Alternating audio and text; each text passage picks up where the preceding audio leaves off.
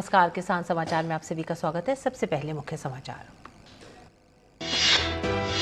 केंद्रीय कृषि राज्य मंत्री कैलाश चौधरी ने लोकसभा में कहा, सरकार देश में प्राकृतिक खेती को बढ़ावा देने के लिए प्रतिबद्ध। देश में अब 59 लाख हेक्टेयर क्षेत्र में हो रही है प्राकृतिक और जैविक खेती। प्राकृतिक खेती के कारण देश में कीटनाशकों का उपयोग भी घटा।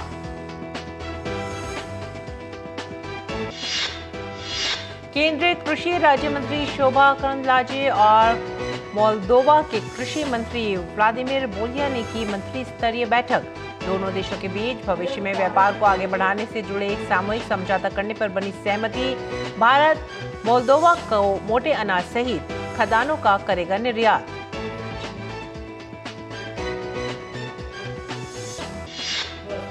जल शक्ति मंत्री गजेंद्र सिंह शेखावत ने सोमवार को राज्यसभा में एक लिखित जवाब में कहा, जल जीवन मिशन हर घर जल योजना के कारण पानी की आर्सेनिक की अधिकता से प्रभावित बस्तियों की संख्या में आई कमी। सरकार ने इन क्षेत्रों में सामुदायिक जल शोधन संयंत्र स्थापित करने की सलाह।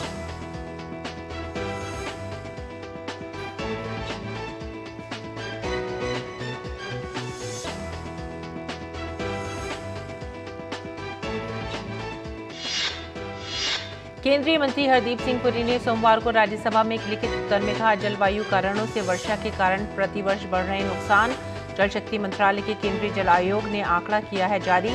जलवायु संबंधी कारकों से लगभग 50,000 करोड़ रुपए का हुआ है नुकसान।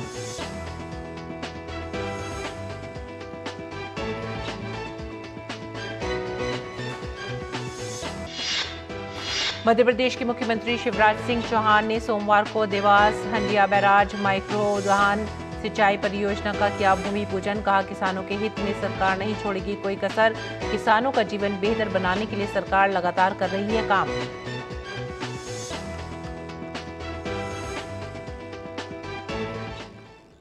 मुख्य समाचार के बाद खबरें अब विस्तार से। केंद्रीय कृषि और किसान कल्याण राज्य मंत्री कैलाश चौधरी ने लोकसभा में प्रश्न का उत्तर देते हुए कहा है कि सरकार देश में प्राकृतिक खेती को और भी बढ़ावा देने के लिए प्रतिबद्ध है। देश में 2014 के 12 लाख हेक्टेयर की तुलना में अब 59 लाख हेक्टेयर क्षेत्र में प्राकृतिक और जैविक खेती हो रही है। उन्होंने कहा कि प्राकृतिक खेती के कारण देश में कीटनाशकों का उपयोग भी घट गया है। भारत सरकार के द्वारा ये लगातार प्रयास रहा है कि प्राकृतिक खेती और ऑर्गेनिक को बढ़ावा दिया जाए और निश्चित रूप से 2015-16 के बाद में इसके ऊपर विशेष बल दिया गया और उसका परिणाम ये रहा कि प्राकृतिक खेती का एरिया भी लगातार बढ़ा है और नेचुरल फार्मिंग की जो पद्धति है वो एक बहुत अच्छी पद्धति है, जिसमें किसानों को जीवामृत, बीजामृत, घन जीवामृत के माध्यम से भी किसान खेती करता है। कैलाश चौधरी ने कहा कि प्राकृतिक खेती को लेकर एक नया मिशन शुरू किया गया है। प्राकृतिक खेती के अंदर हमने एक अपना अभी नया मिशन भी प्रारंभ किया है, जिसमें natural farming on natural farming का है। इस प्राकृतिक खेती के अंदर मैं आपको ये बताना चाहूँगा कि नमामि गंगे का जो क्षेत्र है, जिसमें 5 किलोमीटर का जो क्षेत्र है उसको उसके अंदर लिया गया है और ICAR के द्वारा भी इसमें एक सिलेबस के अंदर भी इसको डाला गया है कि सिलेबस के अंदर नेचुरल फार्मिंग को किस तरह से बढ़ाया जाए और उसके अंदर कृषि विज्ञान केंद्र है, उनके अंदर विशेष क्लस्टर के रूप में भी उनको तय किया गया। कुछ कृषि विज्ञान केंद्रों को, उन कृषि विज्ञान केंद्र के जो साइंटिस्ट हैं उन साइंटिस्टों को भी प्रशिक्षित किया जा रहा है और इसके साथ ही हमारे जो सिलेबस के अंदर 40 ऐसे पाठ्यक्रम को भी उसके अंदर डाला है और इसको लेकर हमने लक्ष्य भी निर्धारित किए हैं। इसका बजट भी का भी प्रावधान किया गया है, जिसमें लगभग 2481 करोड़ का अलग से बजट प्रावधान किया गया है और इसमें मैं आपको ये भी बताना चाहूँगा कि इसको जिस तरह से फर्टिलाइज़र या जिस तरह से उसमें खाद्य के अंदर खाद के रूप के अंदर भी इसमें 25 जैविक उर्वरकों के इकाइयों का भी तय किया गया है। इसके अंदर जो इकाइयाँ लगाते हैं उनको सब्सिडी का भी प्रावधान किया गया है। और नई दिल्ली के कृषि भवन में केंद्रीय कृषि एवं किसान कल्याण राज्य मंत्री शोभा करंदलाजे और मोल्दोवा के उप प्रधानमंत्री एवं कृषि मंत्री व्लादिमीर बोलिया के बीच मंत्री स्तरीय वार्ता हुई। दोनों देशों के बीच भविष्य में व्यापार को आगे बढ़ाने से जुड़े एक सामूहिक समझौता ज्ञापन को तैयार करने पर सहमति बनी। मोल्दोवा भारत से अपने लिए डिजिटल तकनीकों का हस्तांतरण चाहता है। इसके अलावा भारत मोल्दोवा का खाद्य अन्नों का निर्यात भी करेगा, जिसमें मोटे अनाज के उत्पाद भी शामिल हैं। MOU हम साइन करना, इसको ड्राफ्ट करना, हम दोनों हम कैसे आयात कर सकते हैं, कैसे निर्यात कर सकते हैं, इसी के बारे में एक मेमोरेंडम ऑफ अंडरस्टैंडिंग हो जाएगा।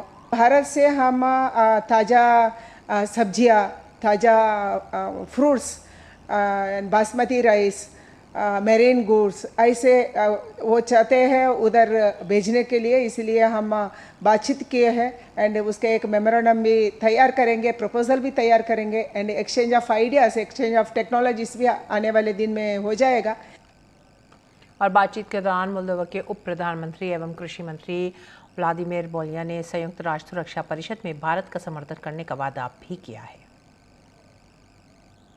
आगे बढ़ेंगे अगली खबर की तरफ। राज्यसभा में एक लिखित उत्तर में जल शक्ति मंत्री गजेंद्र सिंह शेखावत ने कहा है कि जल जीवन मिशन हर घर जल योजना के कारण देश में पानी में आर्सेनिक की अधिकता से प्रभावित बस्तियों की संख्या में तेजी से कमी आई है और सरकार ने इन क्षेत्रों में सामुदायिक जल शोधन संयंत्र स्थापित करने की सलाह दी है। अगस्त 2019 में जल जीवन मिशन की शुरुआत में 6 राज्यों की 14,020 बस्तियों के आर्सेनिक से प्रभावित होने की सूचना मिली थी। इस वर्ष 25 जुलाई को राज्यों की रिपोर्ट के अनुसार आर्सेनिक प्रभावित बस्तियों की संख्या घटकर 460 ही रह गई है और ये बस्तियां केवल पंजाब, उत्तर प्रदेश और पश्चिम बंगाल में हैं। उन्होंने कहा कि इन सभी बस्तियों में भी संबंधित राज्यों द्वारा सुरक्षित पेयजल का प्रावधान किया गया है। केंद्रीय मंत्री हरदीप सिंह पुरी ने सोमवार को राज्यसभा में एक लिखित उत्तर में कहा कि वर्षा के कारण नुकसान देश में प्रति वर्ष जलवायु कारणों से होने वाले नुकसान बढ़ रहे हैं। 2021 में देश को जलवायु संबंधी कारकों से लगभग 50,000 करोड़ रुपए का नुकसान हुआ। देश में आई बाढ़ और मूसलाधार बारिश के कारण घरों, फसलों और सार्वजनिक सुविधाओं को 2019 में लगभग 15,000 करोड़ रुपए और 2020 में लगभग 21,000 करोड़ रुपए का नुकसान हुआ है। पुरी ने कहा कि 2021 में इस नुकसान में असाधारण वृद्धि हुई है और ये नुकसान बढ़कर लगभग 50,000 करोड़ रुपए का हो गया है। जल शक्ति मंत्रालय के केंद्रीय जल आयोग ने यह आंकड़ा जारी किया है। मध्य प्रदेश के मुख्यमंत्री शिवराज सिंह चौहान ने सोमवार शाम को देवास जिले की खातेगांव विधानसभा में 1294 करोड़ से अधिक की हंडिया बैराज माइक्रो उद्वहन सिंचाई परियोजना का भूमि पूजन किया। इस मौके पर उन्होंने हंडिया बैराज माइक्रो सिंचाई परियोजना का नाम बाबा सिद्धनाथ परियोजना करने और हरण गांव को तहसील बनाने की घोषणा भी की। मुख्यमंत्री चौहान ने कहा कि किसानों के हित में सरकार कोई कसर नहीं छोड़ेगी। किसानों का जीवन बेहतर बनाने के लिए सरकार निरंतर कार्य कर रही है। 18% ब्याज पे कर्जा देते थे, बताओ देते थे कि नहीं देते थे? 18 से घटा के मैंने 7 किया, 7 से 5 किया, 5 से 3 किया, 3 से 1 किया और फिर 0% ब्याज पे किसान को कर्जा देने का चमत्कार किया। तो भारतीय जनता पार्टी की सरकार ने किया। मूंग अब तो 3-3 फसल रही है, गेहूं, सोयाबीन, मूंग और मूंग भी परमेश्वरी खूब पैदा हो रही है। 20, 22, 25 लाख मीट्रिक टन हो गई, रकबा बढ़ता जा रहा है। अब किसान भी सोच रहा है कि मामा तो है यार, खरीद ही ले गया और हम भी छोड़ेंगे नहीं। किसानों की आमदनी बढ़े, इसमें जी जान लगा देंगे मेरे बहनों और भाइयों। 3-3 फसल हो, किसानों के घर में ज्यादा पैसा आए, यह हमारी जिंदगी का लक्ष्य है। लोकसभा में एक लिखित उत्तर में श्रम और रोजगार राज्य मंत्री रामेश्वर तेली ने कहा कि अब तक लगभग 29 करोड़ असंगठित श्रमिकों ने ई श्रम पोर्टल पर पंजीकरण कराया है। ये पोर्टल असंगठित श्रमिकों का एक व्यापक राष्ट्रीय डेटाबेस है जो आधार से जुड़ा और प्रमाणित है। इसे अगस्त 2021 में बनाया गया था। रामेश्वर तेली ने कहा कि प्रधानमंत्री श्रम योगी मानधन योजना और ई श्रम पंजीकृत व्यक्तियों की संख्या 1,77,777 है। उत्तर प्रदेश के कृषि मंत्री सूर्य प्रताप शाही ने इंदिरा गांधी प्रतिष्ठान में आयोजित यूपी एग्रीटेक कॉन्क्लेव 2023 के उद्घाटन अवसर पर कहा कि हमें कृषि क्षेत्र का बैक टू बेसिक के साथ साथ टेक्नो फ्रेंडली बनाना भी होगा, जिससे किसानों के जीवन स्तर को ऊंचा उठाया जा सके। उन्होंने कहा कि कृषि और प्राथमिक क्षेत्र की भूमिका अति महत्वपूर्ण रहने वाली है। इसके लिए प्रदेश सरकार द्वारा किसानों की लागत को घटाकर गुणवत्तापूर्ण उत्पाद तैयार करके उनकी आय में वृद्धि करने के लिए खेत तथा आधुनिक तकनीक के बीच प्रभावी सामंजस्य स्थापित करने का प्रयास किया जा रहा है। और आगे बढ़ते हैं अगली खबर की तरफ। भारतीय कृषि अनुसंधान परिषद अपना 95वां स्थापना दिवस मना रही है। इसी क्रम में ICAR के 113 शोध संस्थानों द्वारा कृषि शोध व नवाचारों की उपलब्धियों की प्रदर्शनी लगाई गई, जिसमें ICAR के कृषि ज्ञान प्रबंधन निदेशालय के प्रकाशन श्री आकर्षण का केंद्र रहे। इस विषय पर हमारे संवाददाता OP यादव ने बात की ICAR के कृषि ज्ञान प्रबंधन निदेशालय के परियोजना निदेशक डॉक्टर SK मल्होत्रा से।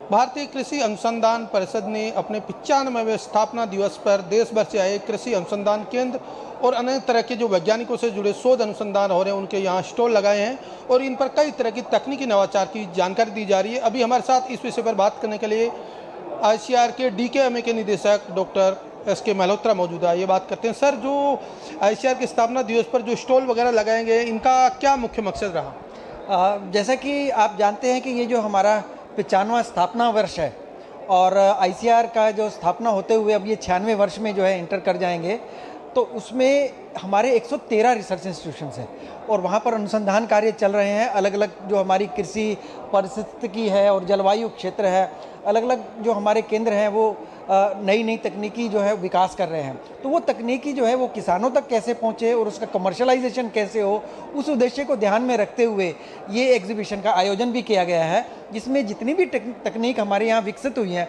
उनको यहाँ पर एग्जिबिट किया जा रहा है। उसमें एक तो किसान यहाँ पर आ करके उन तकनीक को देख रहे हैं और किसानों से उसको सीधा जो है एक तरह से मैं कहूँगा संवाद का एक मौका मिल रहा है। साथ साथ बहुत सारी ऐसी तकनीक है जिसका जो है हमें एक तरह से व्यवसायीकरण की ज़रूरत पड़ती है, तो इंडस्ट्री भी यहाँ पर आकर के वैज्ञानिकों से चर्चा करती है कि ये तकनीक हमारे लिए उपयोगी है। कृषि शिक्षा शोध और अनुसंधान को जब तक प्रसार न किया जाए, जब तक उसको किसानों तक न पहुँचाया जाए, उसका लाभ नहीं है और इसमें महत्वपूर्ण भूमिका DKMA की है। भारतीय कृषि अनुसंधान परिषद के 113 केंद्र हैं, तो एक केंद्र जो है उनमें से directorate of knowledge management in agriculture, मैं ये कहूँगा कि जो एक तरह का निदेशालय है जहाँ पर जो जितने भी हमारे ज्ञान प्रबंधन का जो मैं ये कहूँगा जो रिसोर्स है उनका जो है एक तरह का विकास होता है। क्योंकि हम लोगों को ये जितनी भी कृषि तकनीकी डेवलप होती है हमारे रिसर्च के माध्यम से, अनुसंधान के माध्यम से, वो जो है किसानों तक कैसे पहुँचे, चाहे वो प्रिंट मीडिया की तरफ से हो, तो इस तरह के कुछ ऐसे पब्लिकेशंस हैं जो हमारा डायरेक्टरेट निकालता है, चाहे जिसमें इंडियन हॉर्टिकल्चर, इंडियन फार्मिंग, खेती और फल फूल, ये इस तरह के 4 हमारे प्रकाशन है ये जो कि किसानों को जो है एक तरह से किसानों के लाभ के लिए उसमें बहुत सारी ऐसी सामग्री है, उसका जो है एक तरह से हम लोग उसका प्रिंटिंग करते हैं और वो जो है किसानों तक पहुँचती है। अलग अलग उसमें आर्टिकल्स किसानों के उपयोग के लिए आते हैं, उनको छापा जाता है। साथ में बहुत सारी ऐसी पुस्तकें भी हैं जो एक सरल भाषा में जो है लिखी गई हैं और उनका जो लाभ जो है वो भी किसानों तक पहुंचता है। किसान उसको उसके मेंबर भी बनते हैं और बहुत ही उनके मैं ये कहूँगा कि बहुत ही रियायती दर पर जो है ये सभी पुस्तकें और मैं ये कहूँगा कि जो हमारे जो मैगजीन्स हैं वो सब किसानों के लिए बड़ी सुलभ उपलब्ध है। और directorate of management of in agriculture वो ना केवल इनका जो है एक तरह से प्रकाशन करता है, इसके अलावा जो हमारे डिजिटल मीडिया है उसका भी प्रयोग करता है। तो ये थे ICAR के कृषि ज्ञान प्रबंधन निदेशालय के परियोजना निदेशक डॉक्टर SK मल्होत्रा, जिनका मानना कि ICAR के 95वें स्थापना दिवस पर एक और कृषि वैज्ञानिकों द्वारा अलग अलग तरह की स्टॉल लगाई गई है, वहीं दूसरी ओर इससे जुड़े संबंधित शोध और अनुसंधान को किसानों तक पहुंचाने के लिए DKMA द्वारा पब्लिकेशन के माध्यम से प्रकाशन और प्रचार प्रसार करने का महत्वपूर्ण काम भी किया है। मेरे सहयोगी कैमरामैन AK के साथ में OP Yadav, DD news, Delhi. और अगली खबर शिमला से। हिमाचल प्रदेश के शिमला जिले के रोहडू क्षेत्र में सेब को नाले में फेंका जा रहा है। इससे जुड़ा वीडियो सोशल मीडिया पर तेजी से वायरल हो रहा है। दावा किया जा रहा है कि एक बागवान के घर को जोड़ने वाले लिंक रोड के बंद होने की वजह से सेब को नाले में बहाया जा रहा है। बागवानों का कहना है कि पिछले 20 दिन से सड़क बंद होने की वजह से वो अपना सेब मंडियों तक पहुंचाने में असमर्थ हैं, इसीलिए सेब खराब हो गया है, जिससे नाले में बहाने के अलावा कोई रास्ता नहीं है। वहीं इस वीडियो पर लोग अलग अलग तरह की प्रतिक्रियाएं दे रहे हैं। खासकर विपक्षी नेता इसे सरकार के खिलाफ मुद्दे के रूप में भुनाने की कोशिश भी कर रहे हैं। बता दें कि प्रदेश में बीते दिनों हुई भारी बारिश के कारण लगभग 1600 सड़क मार्ग अवरुद्ध हो गए हैं। हालांकि अब 450 सड़कें बंद हैं, लेकिन बार बार हो रही बारिश इनकी बहाली में भी बाधा उत्पन्न कर रही है। सड़कें बंद होने से बागवानों को परेशानी हो रही है, उनका सेब सड़ रहा है, जिसकी वजह से कई जगहों पर लोगों ने सेब को नाले में बहा दिया है। और बंगाल की खाड़ी में एक बार फिर निम्न दबाव बनने की वजह से पश्चिम बंगाल समेत तटवर्ती राज्यों में भारी बारिश के आसार हैं। मौसम विभाग की ओर से जारी बयान में बताया गया है कि बंगाल की खाड़ी के उत्तर पूर्वी हिस्से में निम्न दबाव तैयार हुआ है। ये बांग्लादेश के खेपुपाड़ा से 200 किलोमीटर और पश्चिम बंगाल के दीघा से 430 किलोमीटर दक्षिण पूर्व में अवस्थित है। ये धीरे धीरे बांग्लादेश के तटीय क्षेत्रों की ओर बढ़ेगा। वहां से पश्चिम बंगाल के तटीय क्षेत्रों में अगले 24 घंटे के अंदर पहुंचेगा। इसके प्रभाव से कोलकाता के अलावा तटवर्ती जिलों हावड़ा, हुगली, उत्तर और दक्षिण 24 परगना के साथ पूर्व और पश्चिम मिदनापुर में भारी बारिश हो सकती है। इसके अलावा दक्षिण बंगाल के अन्य जिलों में भी तेज हवाओं के साथ बारिश के आसार हैं। लोगों को बिना वजह घरों से बाहर ना निकलने की हिदायत दी गई है और मछुआरों को समुद्र से वापस लौटने को कहा गया है। उत्तर बंगाल के अलीपुरद्वार, जलपाईगुड़ी, दार्जिलिंग और कलिंगपोंग से भी लगातार बारिश का सिलसिला जारी रहने वाला है। और आइए बात करते हैं मंडी भाव की। देखते हैं क्या रहा देश भर की मंडियों में भाव।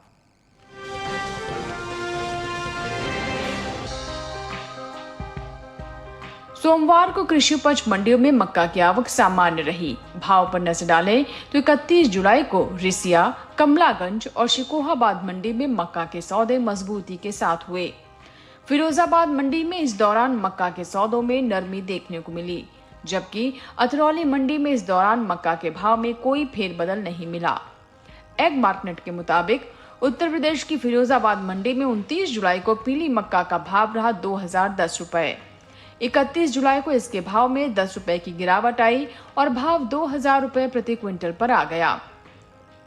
राज्य की अतरौली मंडी में बीते 2 दिनों के दौरान हाइब्रिड मक्का के भाव में स्थिरता बनी हुई है। 29 और 31 जुलाई को हाइब्रिड मक्का 1700 रुपए पर बिकी, जबकि रिसिया मंडी में इस दौरान पीली मक्का के सौदों में बढ़त के साथ कारोबार हुआ। यहाँ 29 जुलाई को पीली मक्का का भाव था 1990 रुपए। 31 जुलाई को इसके सौदे 20 रुपए मजबूत होकर 2010 रुपए पर हुए। शिकोहाबाद मंडी में 29 जुलाई को पीली मक्का का भाव रहा 1600 रुपए। 31 जुलाई को इसके सौदों में 100 रुपए की तेजी आई और भाव जा पहुंचा 1700 रुपए प्रति क्विंटल पर।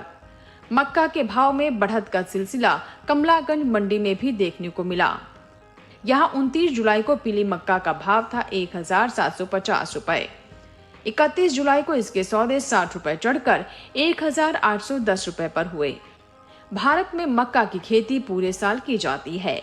भारत में चावल और गेहूं के बाद मक्का तीसरी सबसे महत्वपूर्ण अनाज की फसल है।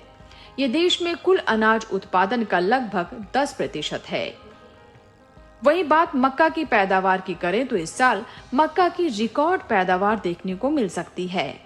कृषि मंत्रालय की ओर से जारी तीसरे अग्रिम अनुमान के मुताबिक साल 2022-23 के दौरान देश में मक्का की रिकॉर्ड उपज 359.13 लाख टन होने का अनुमान जताया गया है, जो पिछले साल के 337.30 लाख टन की पैदावार की तुलना में 21 लाख टन अधिक है।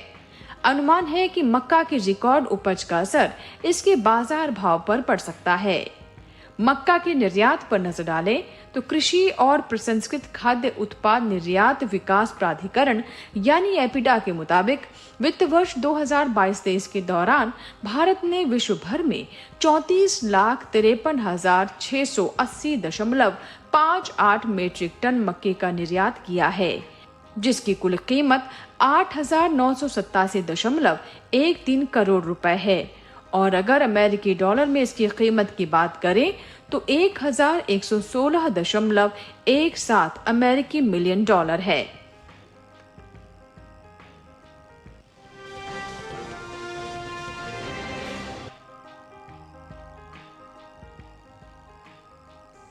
कृषि उपज मंडियों में इन दिनों सोयाबीन की आवक सीमित बनी हुई है। सोमवार को कुछ ही मंडियों में सोयाबीन बिकवाली के लिए पहुंची। भाव की बात करें तो 31 जुलाई को अमरेली, हिम्मतनगर और बक्सारा मंडी में सोयाबीन के सौदों में नरमी के साथ कारोबार हुआ, जबकि दाहोद मंडी में इस दौरान सोयाबीन के सौदे बिना किसी फेरबदल के साथ हुए।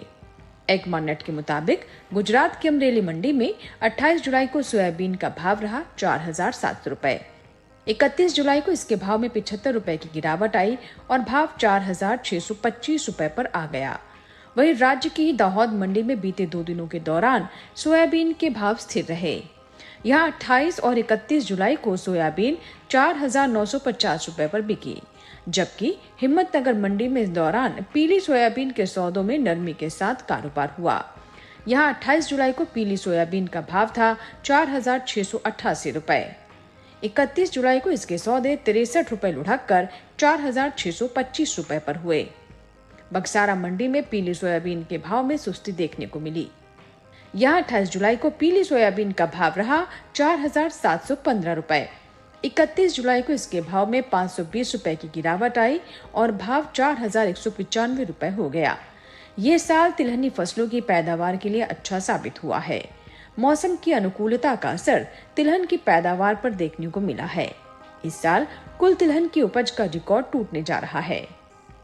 कृषि मंत्रालय की ओर से जारी दूसरे अग्रिम अनुमान के मुताबिक देश में घरेलू स्तर पर कुल तिलहन की पैदावार रिकॉर्ड स्तर पर पहुंच गई है। साल 2022-23 के दौरान कुल तिलहन की पैदावार 409.96 लाख टन होने का अनुमान है, जो पिछले वर्ष के तिलहन उत्पादन की तुलना में 20 लाख टन से अधिक है।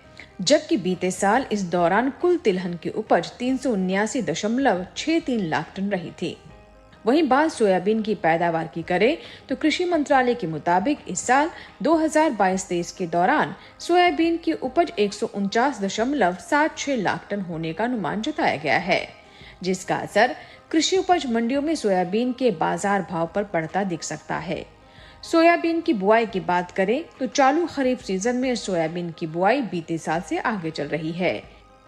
कृषि मंत्रालय के साल 2023 के लिए 25 जुलाई को जारी आंकड़ों के मुताबिक सोयाबीन की बुआई 114,48,000 हेक्टेयर में हो चुकी है, जबकि बीते साल की समान अवधि में बुआई 111,31,000 हेक्टेयर में हुई थी।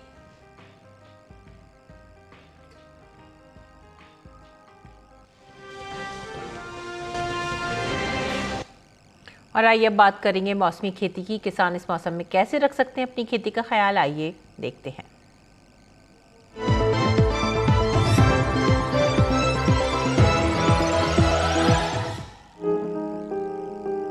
राजस्थान में कपास की खेत में सिंचाई कर लें। यहाँ मूंगफली की बुआई कर सकते हैं। इस समय बेर में कीट लगने की आशंका बनी हुई है। ऐसे में बेर में कीटों से बचाव के लिए कीटनाशक का छिड़काव कर सकते हैं। किसान गन्ने के खेत में सिंचाई कर लें। राजस्थान में ग्वार की बुआई करते रहें, वहीं किन्नू के बागों में सिंचाई करें। अभी भिंडी की देखभाल करते रहें, भिंडी की खेत में सिंचाई कर ले। राजस्थान में फूल गोभी की खेती के लिए खेत तैयार करें। इसके अलावा टमाटर की खेती के लिए खेत तैयार कर सकते हैं। किसान लाल मिर्च और बैंगन की खेती के लिए खेत तैयार कर लें। इसी तरह धान की खेती के लिए खेत तैयार करें। गुजरात में गन्ने के खेत में जरूरी उर्वरक का इस्तेमाल करें। किसान धान की खेती के लिए खेत तैयार कर सकते हैं। वहीं लोबिया की कटाई कर लें। लोबिया के खेत में सिंचाई करें। यहाँ किसान भिंडी की तुड़ाई करते रहें। गुजरात में मूंग की कटाई कर लें, साथ ही उड़द की कटाई भी करें। इसके अलावा अरहर की कटाई का समय उपयुक्त है। गुजरात में केले के बागों में सिंचाई कर सकते हैं। इसके साथ ही आम की तुड़ाई करें। आम के बागों में सिंचाई करते रहें। किसान मूंगफली की खुदाई कर सकते हैं। गुजरात में टमाटर की बुआई कर लें।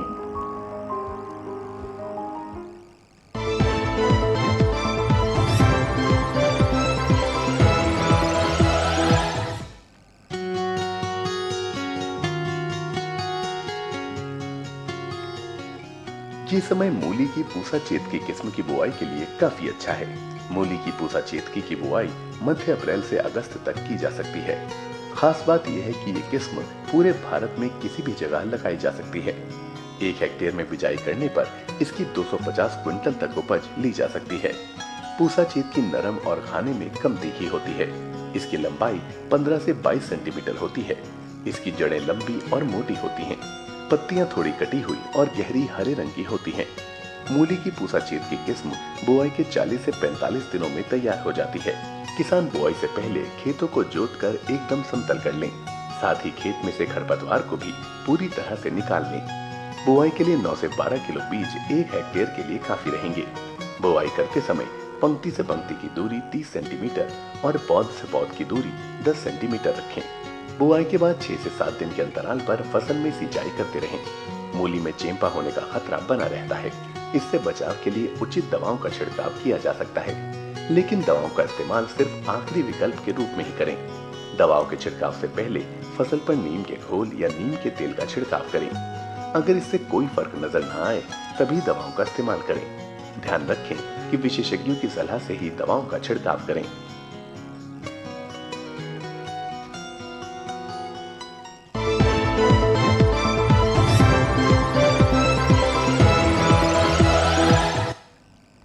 और कुछ और खबरें खास खबर में। एक दिवसीय दौरे पर पुणे पहुंचे पीएम मोदी ने दगड़ूशेठ मंदिर में विधिवत पूजा अर्चना की। उन्होंने वैदिक मंत्र उच्चारण के बीच भगवान गणेश की आराधना में हिस्सा लिया। पीएम को लोकमान्य तिलक राष्ट्रीय पुरस्कार से सम्मानित किया गया। लोकमान्य तिलक की विरासत का सम्मान करने के लिए 1983 में तिलक स्मारक मंदिर ट्रस्ट द्वारा इस पुरस्कार का गठन किया गया था। महाराष्ट्र में ठाणे के शाहपुर के पास एक बड़ा हादसा हो गया। यहां ग्रिडर लॉन्चिंग मशीन गिरने से 17 लोगों की मौत हो गई है। बताया जा रहा है कि समृद्धि एक्सप्रेस हाईवे के तीसरे चरण के निर्माण के दौरान ग्रिडर मशीन 100 फीट से नीचे गिर गई और यह हादसा हुआ। हरियाणा के मेवात जिला मुख्यालय नूंह में हुई हिंसा के बाद स्थिति तनावपूर्ण है। हालात पर नियंत्रण के लिए नूंह में कर्फ्यू लगाना पड़ा। फिलहाल गुरुग्राम, नूंह और फरीदाबाद में बुधवार तक मोबाइल इंटरनेट सेवाएं निलंबित हैं। जिले में धारा 144 लागू की गई है। चेन्नई में मंगलवार की सुबह वाहन चेकिंग के दौरान अपराधियों ने पुलिस पर हमला कर दिया। उसके बाद पुलिस ने जवाबी कार्रवाई करते हुए 2 हमलावरों को ढेर कर दिया। पुलिस ने बताया कि दोनों हमलावर हिस्ट्री शीटर थे। एनआईए ने केरल में प्रतिबंधित पॉपुलर फ्रंट ऑफ इंडिया के सबसे पुराने, सबसे बड़े हथियार और शारीरिक प्रशिक्षण केंद्रों में से एक को कुर्क कर लिया है। ये पीएफआई का छठा हथियार प्रशिक्षण केंद्र है जिसे कुर्क किया गया है। इसरो के वैज्ञानिकों ने चंद्रयान 3 को पृथ्वी की कक्षा से चांद की तरफ भेजा। इसरो ने बताया कि चंद्रयान 3 ने पृथ्वी की परिक्रमा पूरी कर ली और इसे ट्रांस लूनर कक्षा में स्थापित कर दिया गया है। अब 5 अगस्त को ये चंद्रमा की कक्षा में पहुंचेगा और 23 अगस्त को चंद्रमा पर लैंड करेगा। महंगाई की मोर्चे पर बड़ी राहत मिली है। सार्वजनिक क्षेत्र की तेल और गैस विपणन कंपनियों ने कमर्शियल गैस सिलेंडर की कीमत में कटौती की है। नई दरें लागू हो गई हैं। इंडियन ऑयल की वेबसाइट में मुताबिक दिल्ली में अब 19 किलोग्राम वाला कमर्शियल गैस सिलेंडर 1680 रुपये में मिलेगा, जो पहले 1780 रुपये में मिल रहा था। प्रमुख उद्योग क्षेत्र में इस वर्ष जून में 8.2% की वृद्धि हुई है। देश में 8 प्रमुख उद्योगों के संयुक्त सूचकांक में पिछले वर्ष जून की तुलना में इस साल जून में अस्थायी रूप से 8.2% की वृद्धि देखी गई। श्री अमरनाथ यात्रा 2023 में नए रिकॉर्ड बनने का सिलसिला जारी है। 31 दिनों की यात्रा में अब तक 4 लाख से ज्यादा श्रद्धालुओं ने श्री अमरनाथ की पवित्र गुफा के दर्शन किए।